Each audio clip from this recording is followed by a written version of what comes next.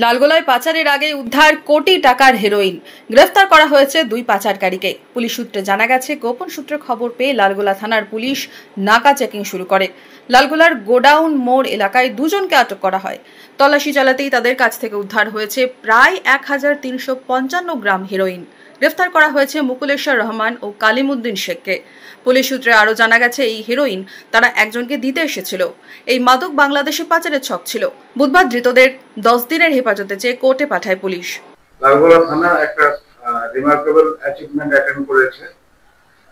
একটা সোর্স ইনফরমেশনের মাধ্যমে খবর পেয়ে একটা সলিড নাকা চালানো হয় এবং গোডাউন মোড়ে এই মুকুলেশ্বর রহমান এবং কালিমুদ্দিন শেখ, যাদের বাড়ি যথাক্রমে নলডহরি এবং নতুন গ্রামে, এদেরকে ইন্টারসেপ্ট করা হয় এবং এদের পজেশন থেকে প্রায় 1355 গ্রাম হিরোইন সিজ করা হয়।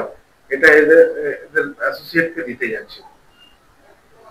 এর বাজার মূল্য কত? এর বাজার মূল্য 1 কোটির ঊর্ধ্বে, 1 কোটিরও বেশি।